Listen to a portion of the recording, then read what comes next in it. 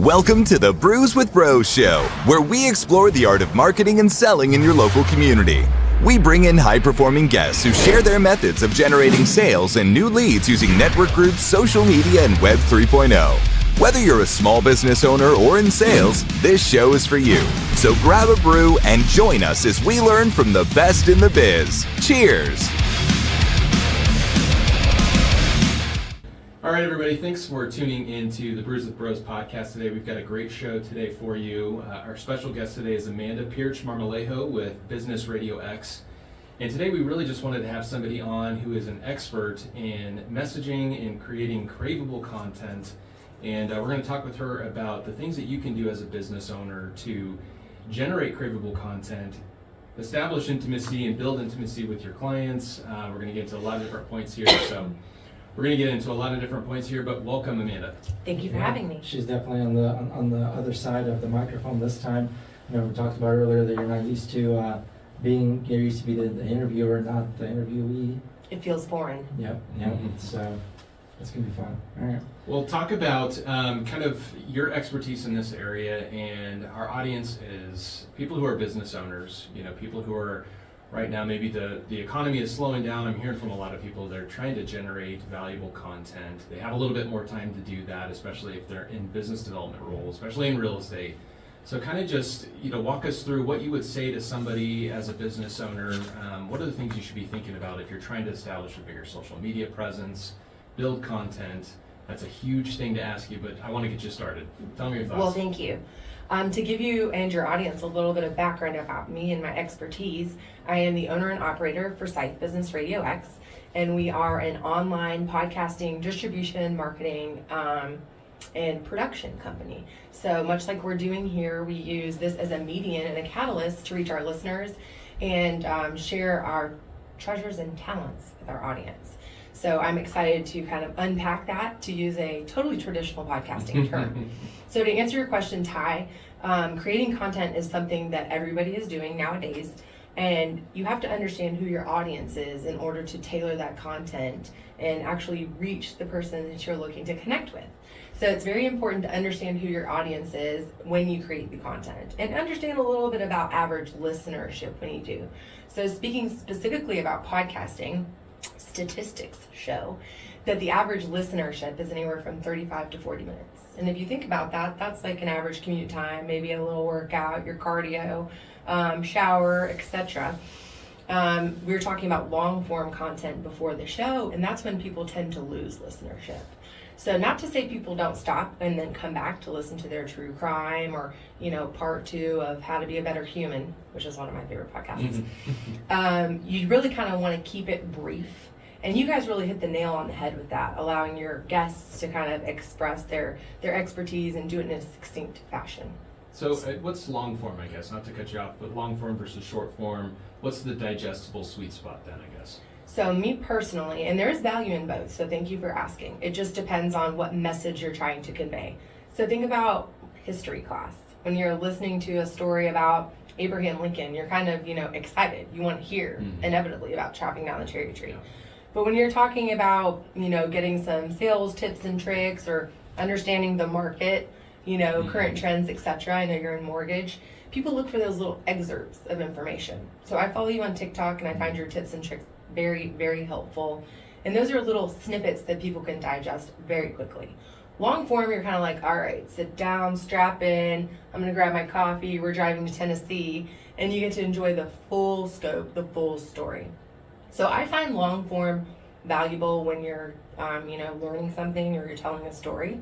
But I also very much enjoy those craveable podcasts that are short and you can listen to back to back to back. Right. I've seen it everywhere from, 3 to 5 minutes, and it's very topical. In the channels that I get obsessed with on YouTube, and we were talking about this earlier, but it's like, I know what I'm getting every time. It's going to be helpful to me. So if you're listening to this and you're thinking, okay, where do I even get started? I mean, you don't have to sit down and create a 25-minute video to get started, right? Yeah. What would you tell somebody like that? To get started with podcasting? Just in creating content in general, and then maybe even podcasting at some point. But we've got people that, you can podcast from your phone. You can, create videos. Yes. What's that? How would you define that creative craveable content, and how do you start So creating that? first of all, I know myself as we sit here on video, hi, that is not my comfort zone. I'm very much the face for radio. So I feel very confident behind a microphone, but then add the camera, it's kind of like, ah. So what I would suggest to anybody is kind of get outside of your comfort zone. Don't be scared to just do that raw, unedited, real life, quick reel and throw it up. Don't be scared to, have to record maybe once again because you stumbled on your words. If you were to go back and listen 5 years ago when I started one of my series, I'm like, my name is Amanda. You gotta find your sea legs, if that's the term I'm looking for. But I would say don't be scared to just create something and put it out there. Everybody has their own unique style. Don't feel like because Susie's doing it like this that you need to use those colors. You are your own person, and it's a wonderful way to express your creativity and your individuality. Nice. How would you say that, somebody who is scared to be behind cameras, he's scared to be in front of a video, what are some of the things that they could do consistently to kind of improve that skill? This is funny, and I can only speak for myself as a broadcaster, but when I was cutting my teeth in the industry, I used to be driving down the road, and so that I would become articulate, or I would articulate well, and I would be able to kind of describe things on the fly. I would be driving and say, okay, I am approaching Thomas Crossroads and I am going to make a left-hand turn. I see a yellow truck to my right and I am going to wave as we drive by the Penske truck. And I would just speak aloud and enunciate and try and control my inflection until I got it. I know that sounds so crazy. Or even in the shower, same thing. So something you can do obviously is practice your craft. Make sure that the information you're delivering is relevant, is true, unless you're doing like some type of messaging that doesn't fall into that. Yes, because again, you're building your brand and you want to be recognized as an authority in your arena. So subject matter expertise is something that people seek out. I know that you are a mortgage expert. I know that you are a tech expert. That is not my area of expertise. You want to kind of come in strong and emphasize what you're good at, so people will know that, hey, that's the person I need to turn to for A, B, C, and D. I think that's another one of the things that people struggle with is just coming up with the content, right? So what are some of the tips that you would give somebody to sort of find their niche, to, what topic they should be talking about? So, let's say Ty, right? What steps will he take to set himself as a subject matter expert? Like, was it talking about the market, talking about current events, or storytelling, or I would say if you're not an underwater mechanic, avoid that topic. Stick with what you know. People can smell phony a mile away, or at least I can. And you want to give out relevant information. You don't want to be known as, somebody that's a fibber. So to answer your question, Dimitri, I would say you're already, the best at what you do. Make sure that you have the key points that you want to emphasize so you deliver that message clearly. I myself have ADHD and I will squirrel about if I don't have something to kind of keep me on track. So that's something that I find helpful, and I would suggest that to anybody out there. Our brain is a complex organ. It's firing way different messages at any given time. And again, statistically speaking, as consumers of content, it activates a reward pathway in your mind. So think about that like feel-good feeling of endorphins. We all like to get physically fit, that feeling that you feel. That's what you're looking to achieve with your listeners, or me, myself, okay? So you want to have that reward, what's that, receptor, whatever that thing is. You want people to feel that when they listen to you. So it's very much creating a space, and you're creating a relationship with your listeners. I like to address the audience, or my audience, as my friends, It's a community that we're creating, and we're all in it together. How do how do they get engaged with it? What are some of the things that you do to make listeners stick around and listen to the rest of the show? Sometimes, and it's weird how podcasts specifically are gauged. In my world, we work on impressions. YouTube, it's subscribers, etc. In my world, it's an impression, and unfortunately, it's not defined. So I can't tell if Ty clicked on the podcast and listened for 5 seconds or 5 minutes. It's just registering as an impression. So I believe those impressions give me a false sense of achievement, because I have millions of impressions on certain podcasts, and I feel like Nike would be paying me if I had that many. So it's very interesting to kind of gauge the success. A squirrel brain, I forgot what your original question was. So so how do you create content? Like, what tips you can give people how to create content that would engage people to keep listening to it and kind of pull them in? Is it storytelling, or is it just spitting out facts? Like, what is it? Is there some kind of a secret to? I like to get real with people. So a lot of times people are familiar with, oh, you're a mortgage lender, oh, you do this, that, and the other. I like to peel back the layers and kind of let the listeners learn a little bit about the individual themselves. I find that this is a beautiful catalyst to dissolve uncomfortable barriers. So much like we do at Brews with Bros, or we do at a networking event, it's very easy to shake someone's hand and say, hey, you know what? You have a really cool story. I'd love for you to join me on a podcast so that you can share the great work you're doing with our audience. And once people are sitting down and they feel comfortable, just the barrier dissolves. And it allows you to kind of deep dive. It allows you to probe. It allows you to strategically ask questions if you're looking to do business with that person. That's another beautiful element about what we're doing here. I kind of use it as a business development tool. You can really infuse relationships with people by providing an awesome experience like we're having right now. And then beyond that evergreen content that we are creating here is going to be timeless, and it is going to be valuable. So if you are doing business in 2023 when we're cutting this podcast, you should have some understanding or some element or someone on your team that does a little bit of marketing. This is content that you can use time and time again to market your products and services, to market your brand, to do whatever you want. As you guys know, because you have the video, you can chop it up, you can have 30-second excerpts, you can make a reel. Really, the possibilities are endless. So if you know what to do with it, you're golden. Yeah, I was listening to a podcast this morning on the way to work. Go figure. But we were talking about just consistency, and it just reminded me of, I don't know if this was in college when we were studying McDonald's or something, and why they're so successful. But I remember the professor saying, like, you go to McDonald's anywhere in the world, you know what you're going to get, right? And it's packaged the same, it tastes exactly the same. And I don't know, can you speak to a little bit of that, like, in terms of what would you tell somebody who's setting out to create content? They've identified who they want to be talking to, they've identified their audience. What are you seeing people do that, short of telling us exactly what to do, what type of consistency are you looking for to stay kind of top of mind? So I find value on both sides of the coin. What you're talking about is developing an episodic rhythm. So this is going to date me, but I remember on Fridays when I was in elementary school, Full House used to come on Friday nights at 8 o'clock. And I knew that, I used to call it Michelle because she was the main character. I knew my Michelle came on at 8 o'clock. My butt was in that TV chair at 7:55, ready to kick off every single Friday. So taking that same concept, or one of the podcasts I very much enjoy, Optimal Living Daily. It's a 7-minute podcast. Every single day he cuts one. Doesn't matter if it's a holiday or whatever. I find myself looking forward to the messaging that's going to be tomorrow and tomorrow and tomorrow, because I know he does it daily. I myself host a weekly podcast every Friday at 11:30. I've done that for 4 years. I have live listeners that know, hey, 11:30, you can throw it on my computer while I'm at work. Or thereafter, when they get off, they know a new episode has dropped. So I find it very helpful to establish a rhythm or a cadence and stick to that. One thing, and you guys are kind of getting a taste of it here in the podcasting world, there's a lot of work involved in booking your guests, editing, etc. I like to have a 6th man on the bench, or I like to have one in the bank, if that makes sense. So we are human. You can't always count on your guest showing up. Something can happen beyond your control.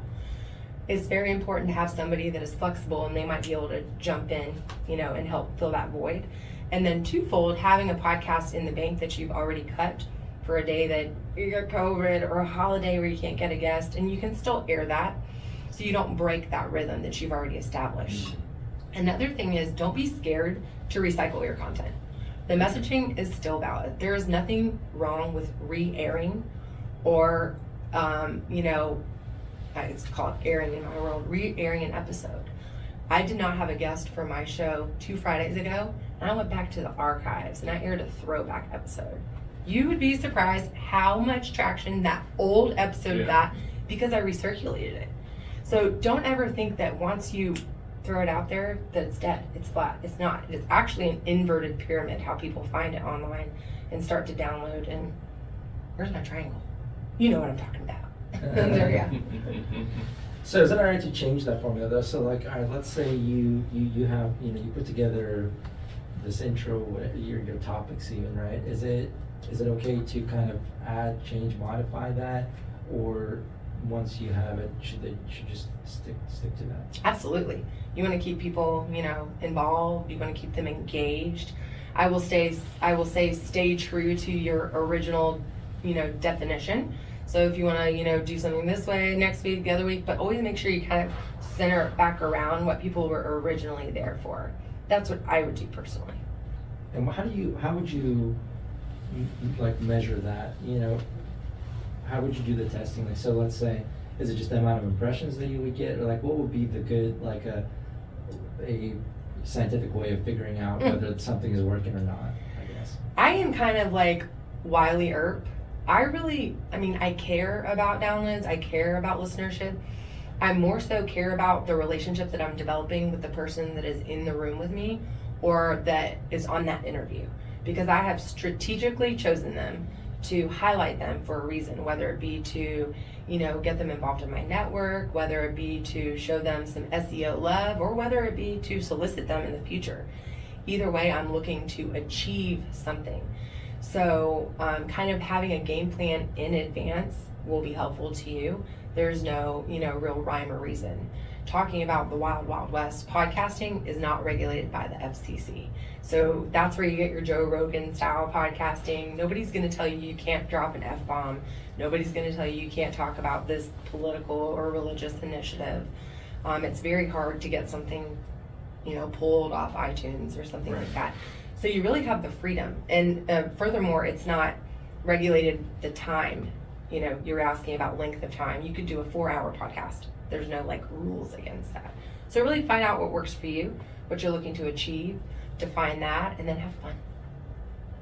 Let's shift gears, I guess, and go back to kind of something you said before we started, and it was about building intimacy, and there's an intimacy behind podcasting. Can you kind of talk a little bit more about that? And when people are doing podcasts, sometimes it's just video, sometimes it's just audio.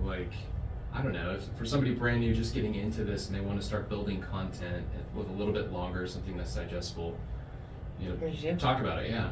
So look how we're sitting here. It's kind of, you feel a little bit relaxed. I feel comfortable. I feel like I could ask you pretty much anything, within reason. And I'm sure you guys feel the same about me. Unless you get somebody that's so introverted and just deer in the headlights. I don't want to give away all the secrets, but they become malleable. You start to see the person that you're there with kind of, hey, all right, they kind of ease into it, they kind of settle into it. And right there, you pretty much have won that person's trust. So kind of going to the intimacy, you want to create an environment that is conducive to opening up and sharing, things, and hopefully creating a relationship that lasts after everyone leaves the microphone and the headphones behind. Mm-hmm. So that's why I use the word intimacy, because you're able to kind of peel back the layers with someone in this type setting. Yeah. What do you think the biggest hurdle is, I guess, to get people into kind of creating this type of content, whether it's YouTube videos or TikToks or podcasts or starting their own thing? What do you think in people's minds, I guess? Is it hesitation, or what are people struggling with that prevents them from sharing what they know? I would say that's why people call me. So in addition to what you guys know about Business RadioX, we are a service provider. So if you're looking to do something like that and you just don't know how, or you don't have the tools or the resources, there are people like my team that can help you out with that. So I'd say one of the hurdles is people don't have an understanding.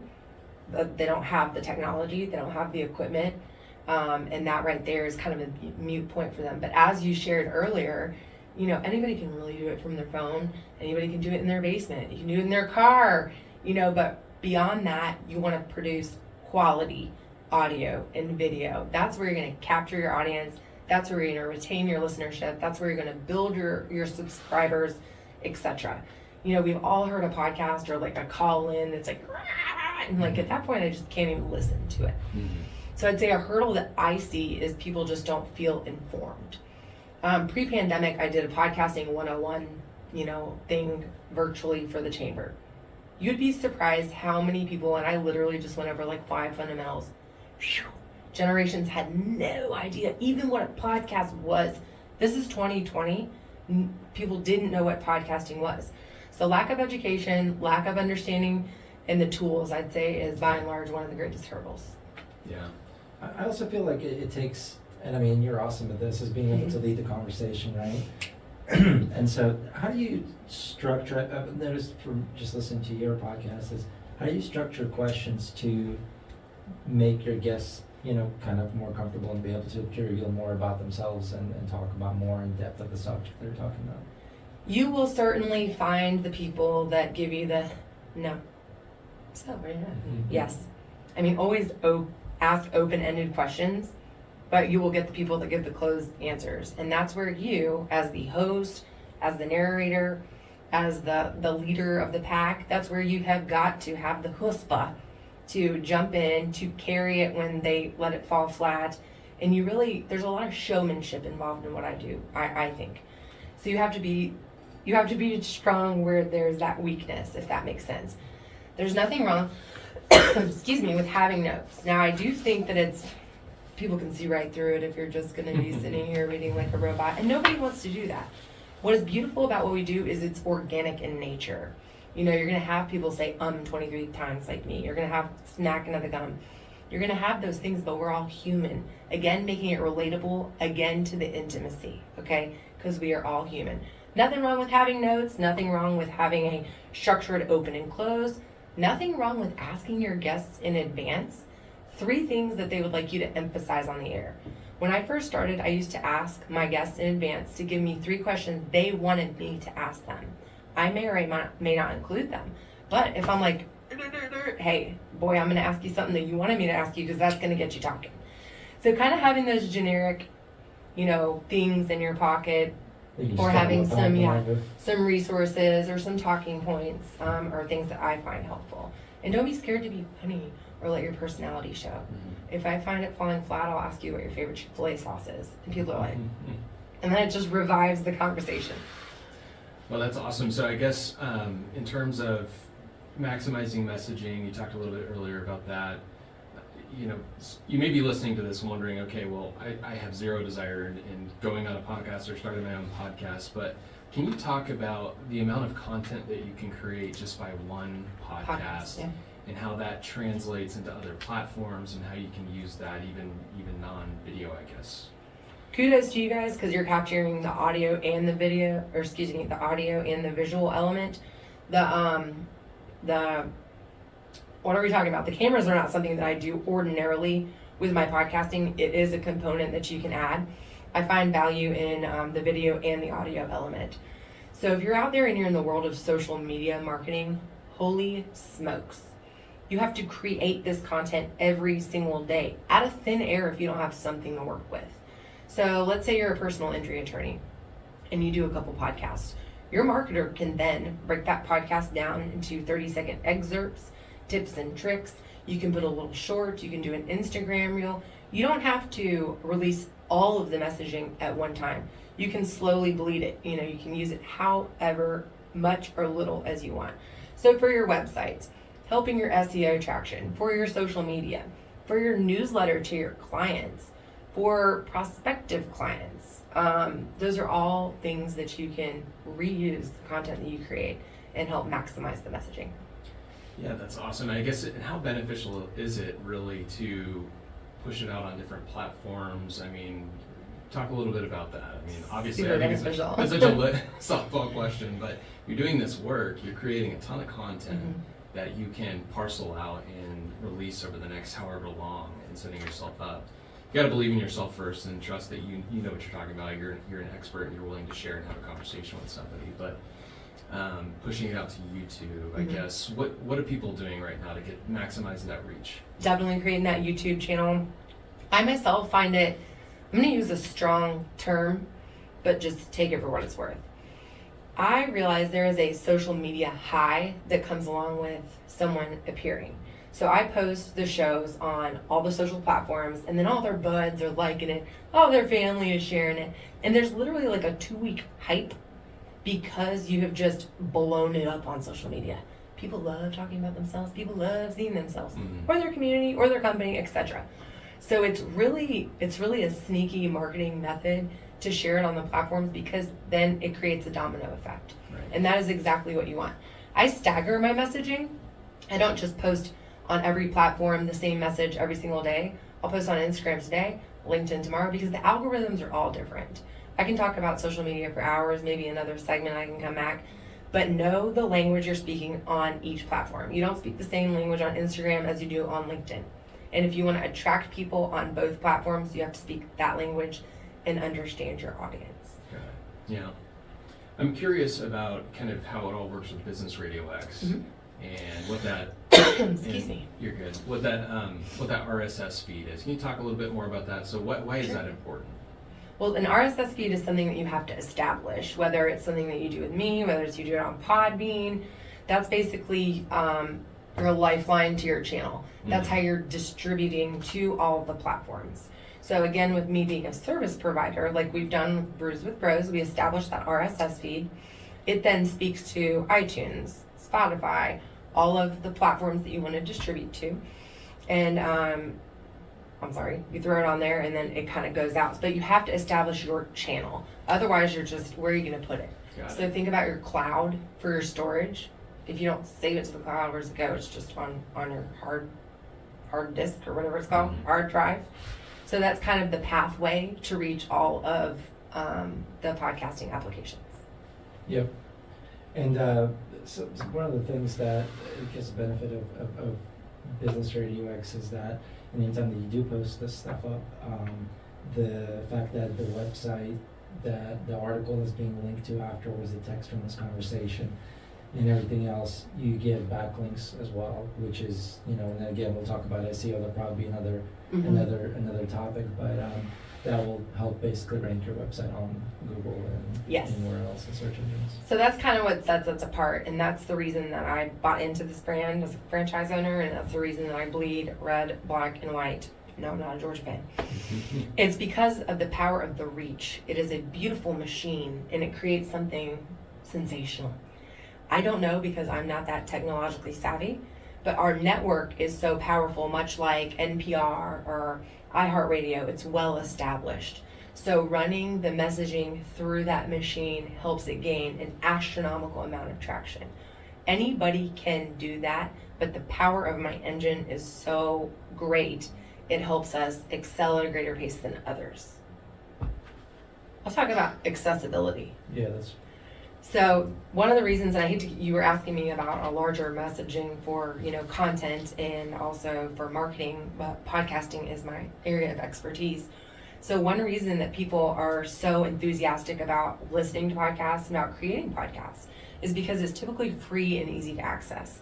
I know of a couple shows that you have to pay or subscribe to like the network just to get it without commercials and stuff. But I'm pretty sure 90% of podcasting is free to access. And that's just so cool, because you can go right there on your phone and you can listen to all of this stuff for free. Not like Audible where you gotta buy the books or whatever, something like that. So it really increases people's opportunity to listen, because it's just right there on their phones. Another thing is, so if you are, if you're, one of the things that people have, I think, fears of is just being able just to be talking about a subject and just keep on it and talking about it, whatever the subject might be, without having a real conversation with another human, right? Can you talk a little bit about that? Like, how does that make it easier or harder when you invite a guest over, for example, and you can just have them mostly talk, right? And you just kind of guide the conversation. How does that play into the? You got to really be good at what you do and know what you're trying to relay. So a lot of the people that I listen to, very successful, and it's just them. It's just them talking about, whatever they do or whatever you're trying to learn about. I myself don't think, unless it was transcribed and I was reading something literally, that I could sit there and just talk all by myself. I need interaction. So I'd say that's one of the big differences. There's power in both, but it's your own comfortability. You know, people can just sit there and look at themselves in the mirror and just go and go and go and go and go. I prefer looking at other folks. Yeah, I prefer having real conversations with people. with people. You know, and I want anyone listening to this, it's, you know, we're here to learn about what makes somebody successful in podcasting and what are the benefits and what are the benefits in terms of, you know, content creation. It's when we thought about podcasting, you've helped us so much just to keep this thing out of the ground and started, and we've learned a ton from you. But I think, you know, there's just a lot of value in what people know individually. It's valuable to the rest of the world. And so step one, I think, is just believing in yourself. You've got something to share. You're trying to add value to other people's lives. And so just encourage you to get started and share the content and believe that you're an expert. You know a lot more than everyone else about what you do, so share it. And so I felt that encouragement when we first, you know, thought about coming onto the show, when you hit me up, to be on Business RadioX last year. So anybody listening, if you're just joining us, we're with Amanda Pirch Marmolejo, Business RadioX, podcast extraordinaire, and she shared some valuable tips with us. We hope you got something out of it. Any parting thoughts before we wrap it up? Well, one, Amanda, I guess if somebody is interested to be on, you know, to have their podcast started, I guess what would be, how would they contact you, and what would be the steps there? Well, I will say, you don't just have to want to do business with me. I like coffee and I like wine and I like making friends and interesting conversation. So if any of those things are of interest to you, you can email me, amanda@businessradiox.com. You can also go to businessradiox.com and you can see all the great work that our sister studios are doing, including this one. But my very favorite way is to just simply listen to the podcast anywhere you enjoy your audio shows. Yeah, I would encourage you to check out her website and just look at what other professionals are doing. And it's not, you're going to have a range of people, you know, very formal, I guess, but, you know, there's people on there that are sharing valuable insights, and it's showcasing their business. And if you want to have a taste for what podcasting is like, and if you have some things you want to share, we would love to have you on the Brews with Bros podcast. This is a place where we can maximize your reach, give you an introduction to the people in our network, and we'd encourage you to do that. So just reach out to us. But this has been awesome. Thank you for having me. It's very exciting. Congratulations to you guys, and we'll be cheersing here soon at the next Brews with Bros event. Absolutely. All right, everybody. Thanks for listening. Have a great one.